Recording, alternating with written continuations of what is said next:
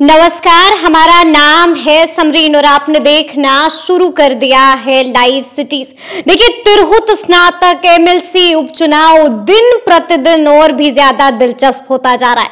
आपको मालूम है कि तिरहुत में वोटिंग 5 दिसंबर को होनी है और 9 दिसंबर को नतीजे आ जाएंगे। बड़ा सवाल यही बना हुआ है कि आखिर इस बार तिरहुत किसका होगा। तो आज हम इसी मुद्दे पर बातचीत करेंगे। देखिए, आपको फ्रेम में एक तरफ नजर आ रहे होंगे सीनियर जर्नलिस्ट ज्ञानेश्वर जी, तो वहीं आपको फ्रेम में दूसरी तरफ नजर आ रहे होंगे सीनियर जर्नलिस्ट रवि उपाध्याय जी।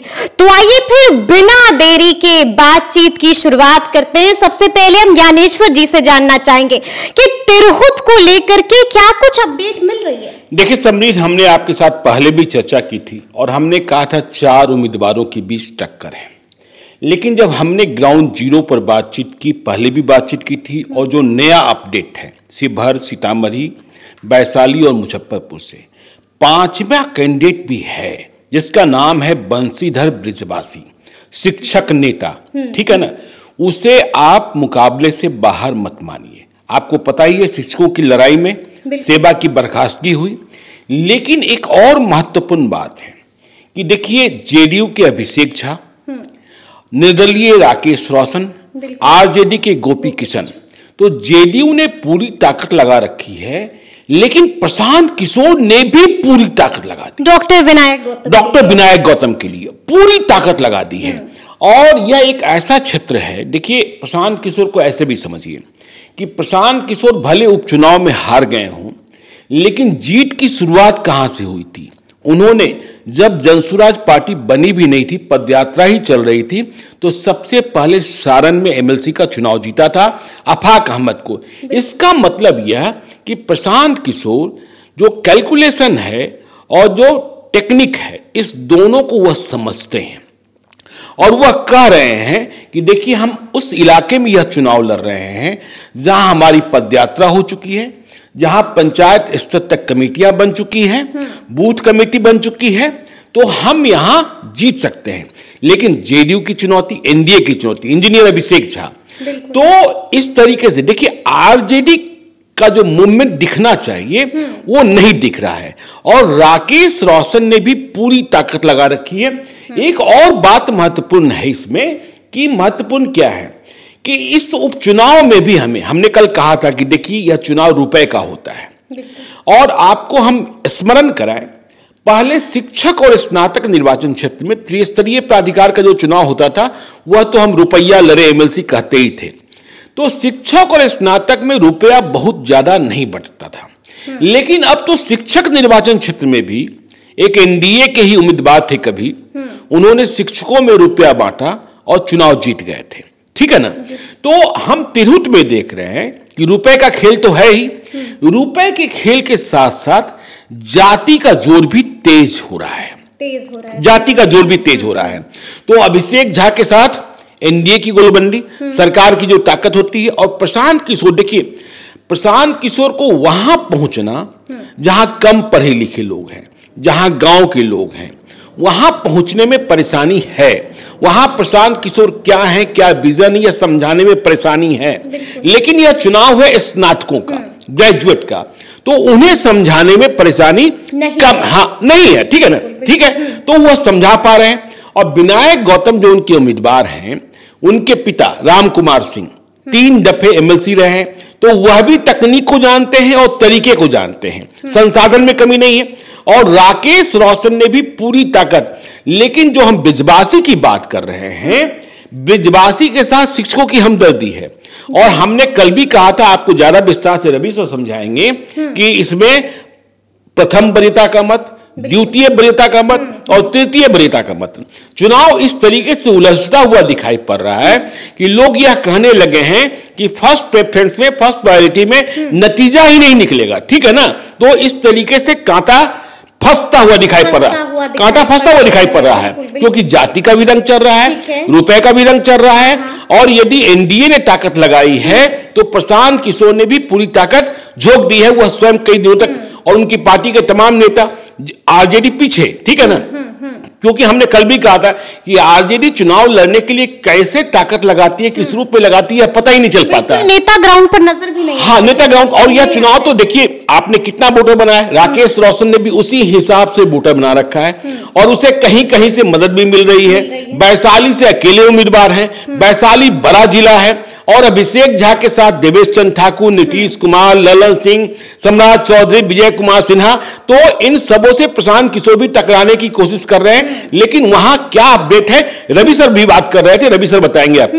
रवि जी, हम आपसे भी जानना चाह रहे हैं क्योंकि आपने भी फोन घुमाया था तिरहुत में, आपको क्या कुछ जानकारी मिली है, क्या है वहां पर वोटर्स का मन? देखिए, सबसे पहले बात समरीन बता दें कि ठीक है, टेक्निकल चुनाव है, तकनीकी रूप से आपको ये करना है, लेकिन ये बात तो समझ लीजिए कि यहाँ पर कुल अभी 17 उम्मीदवार चुनावी मैदान में है। 17 लड़ाई ठीक है 5 में होगी आगे पीछे वो, लेकिन 17 उम्मीदवार हैं। ऐसे 18 थे, लेकिन एक का जो सो चुनाव राजेश रोशन थे, वो चुनाव नॉमिनेशन के बाद उनका निधन हो गया। तो कुल मिलाकर के अब जो सो 17 उम्मीदवार हैं। तो अब देखिए यहाँ पर जो अब हम लोग बात कर रहे हैं जनसुराज के डॉक्टर विनायक गौतम की बात कर रहे हैं। तो और देखिए वो जनसुराज के उम्मीदवार हैं। जनसुराज से ठीक है, सारण शिक्षक निर्वाचन क्षेत्र से अफाक अहमद जीते थे। तो और अफाक अहमद किसको हराया था ये भी जरा जान लीजिए।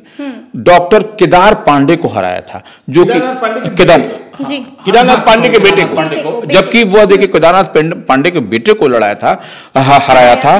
तो वो उनकी एक पकड़ थी और वो सहानुभूति वह उपचुनाव में था कि उनके पुत्र हैं, तो वह भी तो सिंपैथी कार्ड सहानुभूति वो नहीं चला और जो है सो अफाक अहमद जनसुराज के जो प्रत्याशी थे वहां से जीत गए। तो यह एक बड़ी बात है। तो यह समझने वाली बात है कि टेक्निकली ये जनसुराज के जो उम्मीदवार हैं डॉक्टर विनायक गौतम, यह कहीं ना कहीं जनसुराज के उम्मीदवार बनने से थोड़ा सा साउंड होते हुए दिखाई पड़ रहे हैं। हालांकि देखिए ये टेक्निकल चुनाव है, हम बार बार इस बात को कह रहे हैं, दोहरा रहे हैं। और देखिए राकेश रोशन भी हैं, अभिषेक झा भी हैं और गोपी किशन भी है आरजेडी से, हाँ वो भी लड़ाई में आ चुके हैं। बंशीधर ब्रिजवासी के बारे में उनके साथ भी सहानुभूति है तमाम, क्योंकि के पाठक जब एसीएस थे तो उनके साथ में क्या हुआ यह सब लोग पूरा जानता है। तो वह ज्ञानेश्वर जी ने पता भी किया, ग्राउंड जीरो से सब कुछ जानकारी भी इकट्ठा किया है कि कैसे सहानुभूति है उनके साथ में। तो ये देखिए 5 जो उम्मीदवार जो दिखाई पड़ रहे हैं, इनके बीच में कांटे की लड़ाई वहां पर होती हुई अभी दिखाई पड़ रही है। और देखिए अभी तो चुनाव में 5 तारीख को मतदान होना है, वोटिंग होनी है। वोटिंग होने के पहले जो है सो प्रचार प्रसार थम जाएगा। तो फिर आप समझ सकते हैं कि क्या स्थिति बनती हुई दिखाई पड़ रही है। और वहां पर हम बार बार कहते हैं कि बैलेट पेपर से चुनाव होगा, बैलेट बॉक्स में डाला जाएगा, 1 नंबर प्रत्याशी के नाम के सामने लिखना पड़ेगा, वह उसी के जो फोल्ड करने का तरीका भी अलग है। हाँ, और चुनाव आयोग के कलम जो मिलेगा उसी से आपको अपना कलम इस्तेमाल किया तो आपका वोट इनवैलिड हो बिल्कुल। और ये प्रेफरेंशियल वोट है। ये जो प्रेफरेंशियल वोट की बात हम लोग करते हैं कि 1, 2, 3 आप किसको फर्स्ट प्रेफरेंस दे रहे हैं, किसको सेकंड प्रेफरेंस दे रहे हैं, किसको थर्ड प्रेफरेंस दे रहे हैं, यह बहुत मायने रखता है। और इसी आधार पर जीत हार भी आपको इसी पर होगा कि फर्स्ट प्रेफरेंस को कितना मिला फलना उम्मीदवार को, सेकंड प्रेफरेंस कितना मिला, और अगर यदि फर्स्ट और सेकंड के बीच में अगर यदि कुछ लफड़ा फंसता है तो फिर तीसरा जो वरीयता का है प्रेफरेंशियल वोट है वह काउंटिंग होगी। तो यह बात 9 तारीख को यही तो है कि दिन भर माथा पचौल, इसको रात तक आपको ये क्लियरिटी में आपको दिखाई पड़ेगा कि कैसे कैसे वरीयता का वोट मिलता है। एक बात और भी समझना होगा, देखिए समरीन, देखिए अभिषेक झा के साथ एनडीए की ताकत लगी है, एनडीए की कमेटी हर बूथ तक है, ठीक है ना। और अभिषेक झा इंजीनियर हैं, किसको वोटर बनाया है उन्हें पता है, ठीक है ना।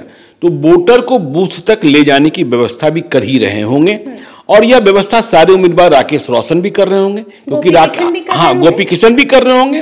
राकेश रोशन के साथ पर्दे के पीछे से कुछ ताकतें भी हैं, यह भी आपको पता है। अभिषेक झा के साथ कुछ विरोध भी है एक सांसद का, यह भी आपको पता है।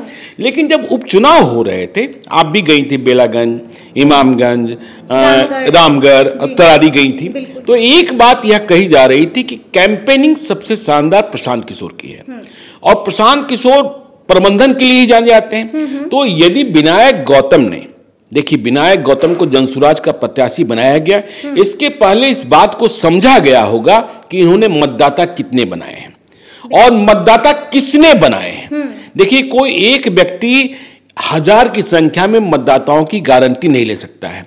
सफल कौन होता है? 20 वोटर पर जो एक व्यक्ति को तैनात करा दे कि इन्हीं 20 वोटरों को आपको ले जाकर बूथ पर पोलिंग करानी है और उन्हें बताकर ले जाना है कि आपको बटन कहाँ दबाना है। नहीं, बटन तो दबाना ही नहीं है ना। जी जी, अब तो प्रेफरेंस है। हाँ, प्रेफरेंस है। तो हाँ, जी। तो यदि प्रशांत किशोर ने यह व्यवस्था कर ली कि उनकी जो कमेटी है, कैंपेनिंग कमेटी है, और हर ब्लॉक में शायद इसमें बूथ होते हैं, तो यदि यह व्यवस्था कर ली तो फिर यहाँ लड़ाई, और फिलहाल जो स्थितियां, प्रशांत किशोर भी लगातार वहां पर कैंप कर रहे हैं। हाँ, लगातार उनके तमाम नेता हम देख रहे हैं लगातार कैंप कर रहे हैं। मनोज भारती भी थे, किशोर कुमार मुन्ना भी हैं, सीताराम यादव भी हैं, जो उनके साथ हैं वो कैंप कर रहे हैं। और फिर हम वही करें कि स्नातकों में पहचान के मोहताज नहीं है कि गांव के लोग पूछ सकते हैं ये प्रशांत किशोर कौन आ गए भाई। अभी तो हम नीतीश कुमार को ही जानते थे, हम लालू यादव को जानते थे, तेजस्वी यादव को जाने हैं, चिराग पासवान को जाने, ये प्रशांत किशोर कौन है? और प्रशांत किशोर, देखिए, अब जाति की बात करेंगे तो आप जाति के समीकरण को देखिए। राम कुमार सिंह से यह सीट छीनी थी देवेश चंद्र ठाकुर ने, ठीक है ना। अब राम कुमार सिंह स्वयं नहीं लड़ रहे हैं, एक्टिव तो हैं ही, अपने बेटे को डॉक्टर है, पेशे से डॉक्टर हैं, तो डॉक्टर और इंजीनियर की लड़ाई है। इसमें राकेश रोशन एक मजबूत मतलब मुकाबले में शामिल है, बंशीधर बिजवासी, गोपी किशन। हाँ, गोपी किशन के बारे में अभी 2-3 दिनों में और समझना होगा कि उनका प्रबंधन कैसा है। क्योंकि देखिए, आरजेडी में शोर बहुत दिखता है, लेकिन मैनेजमेंट जो है ना, आप देख ही रहे थे ना कि भाई बेलागंज में क्या बात हो रही थी, तीसरा नेत्र खुल जाएगा, लोगों को लग रहा था कि सब भस्म हो जाएगा। भाई सब भस्म हो जाएगा।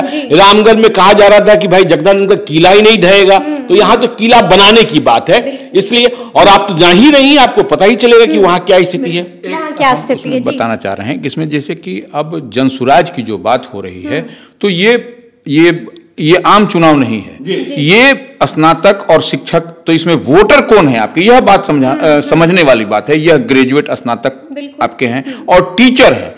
टीचर, ये ग्रेजुएट्स और टीचर, हाँ, टीचर्स, ये दोनों वोट करेंगे, क्योंकि वो जब ग्रेजुएट की बात है तो जितने टीचर पढ़े लिखे लोग, काबिल लोग होंगे, तो वो जनसुराज को निश्चित रूप से जानते हैं। और देखिए, अब रही बात की जातीय गोलबंदी की, जाति, हर चुनाव हो या पढ़े लिखे का हो या कहीं पर भी हो, बिहार है तो निश्चित रूप से जाति की बात होगी, निश्चित रूप से 100% होगी जाति की बात। इसको थोड़ा बहुत इधर उधर कर दिया जा सकता है सिंपैथेटिकल ग्राउंड पर, लेकिन कहीं ना कहीं आपको जाति की बात होगी। तो एकमात्र राकेश रोशन ऐसे हैं जो कि जिस समाज से वो आते हैं, राजपूत समाज से, वो एकमात्र प्रत्याशी हैं अभी तक का, जो राजपूत समाज अभी तक। विनायक गौतम तो भूमियार है ना, विनायक गौतम भूमियार हो गए, इंजीनियर अभिषेक झा ब्राह्मण हो गए, और ये जो है आरजेडी वाले गोपी किशन वैश्य हैं, और बंशीधर बिजवासी भी शायद इसी जाति से कोई है। तो लेकिन हर समाज से आपको 2 उम्मीदवार दिखाई पड़ रहे हैं, लेकिन राकेश रोशन के समाज से एक अकेले हैं वो।